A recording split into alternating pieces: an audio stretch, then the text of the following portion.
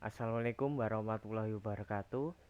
Di sini saya Muhammad Yunus Mustafa akan mempresentasikan hasil analisis buku pokok-pokok gerilya karya Jenderal Besar Dr. A.H. Nasution.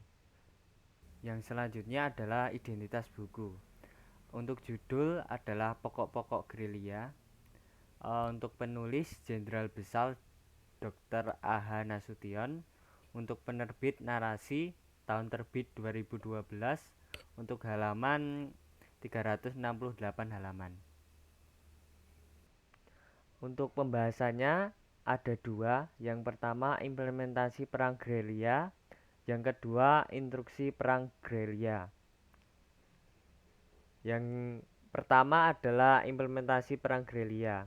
Jadi di implementasi ini ada tiga. Yang pertama perang rakyat semesta, di mana perang gerilya adalah sebuah perang yang tidak lepas dan sangat bergantung dengan partisipasi rakyat. Karenanya perlu dukungan secara penuh oleh rakyat dalam mendukung strategi perang gerilya ini. Dukungan ini dapat dilakukan oleh rakyat di segala bidang profesi. Jadi tidak hanya rakyat itu harus ikut bertempur di medan perang. Nah, karenanya ini membuahkan sebuah doktrin baru yang dikenal dengan perang rakyat semesta yang diterapkan di Indonesia sampai saat ini.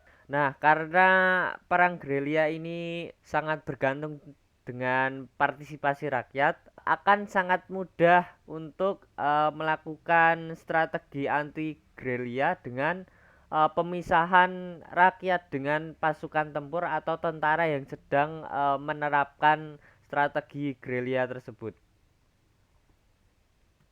Yang selanjutnya adalah desentralisasi rantai komando. Jadi perang gerilya ini adalah perang yang dimana mengikis sedikit demi sedikit kekuatan musuh. Karenanya strategi ini menuntut pihak yang menggunakan strategi perang gerilya harus sefleksibel mungkin dalam menghadapi situasi lapangan. Karenanya penggunaan komando terpusat itu akan berakibat fatal karena komando terpusat itu sangat tidak fleksibel untuk menyikapi situasi lapangan yang berubah-ubah dan juga strategi gerilya ini untuk dimanfaatkan seefektif dan semaksimal mungkin.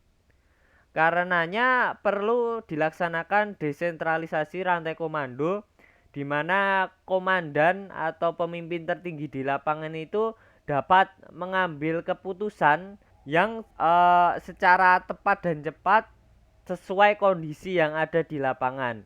Tetapi keputusan ini tentunya sudah memiliki tujuan atau komando yang sama. Yang selanjutnya perang gerilya adalah perang defensif. Jadi perang gerilya ini dimaksudkan adalah untuk pihak yang kecil untuk melawan pihak yang besar.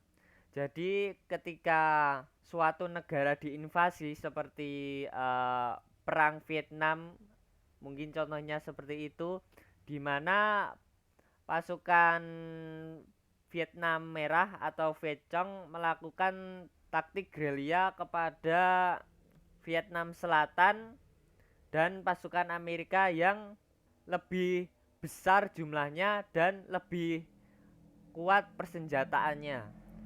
Karenanya perang defensif ini juga bersifat sementara. Hanya dengan perang secara ofensif kemenangan dapat dicapai, di mana dalam kasus perang Vietnam tersebut pemerintah Vietnam Utara atau Viet Cong hanya dapat memenangkan perang ketika berhasil menduduki ibu kota Vietnam Selatan. Kemudian perang ini juga dapat dipelajari dari Tentara Pembebasan Rakyat Tiongkok atau TPRT, yang memiliki doktrin di mana musuh maju, kita mundur, musuh bertahan dalam parit, kita melelahkan musuh, musuh lelah, kita menyerang, musuh mundur, kita mengejar.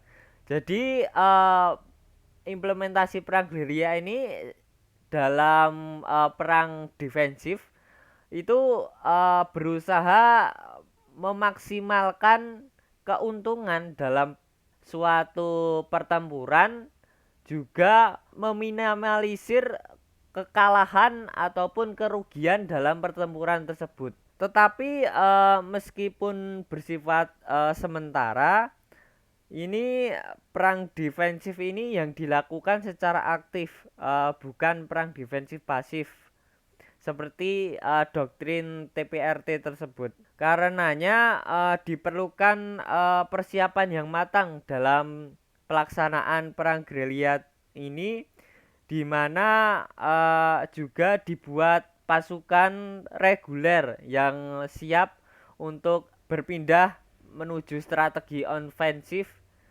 dalam rangka untuk memenangkan peperangan. Yang selanjutnya adalah instruksi perang gerilya. Jadi instruksi-instruksi yang dijabarkan dalam buku ini adalah salinan dari dokumen dari semua instruksi-instruksi terkait perang gerilya yang dianggap penting dari tahun 1948 sampai 1949. Jadi cukup singkat, tetapi ini sudah mencangkup beberapa dokumen-dokumen perang gerilya yang penting, seperti instruksi dari pemerintah pusat ataupun instruksi dari dalam kurung pemberontak seperti Negara Islam Indonesia yang dipimpin oleh Cato Suwiryo.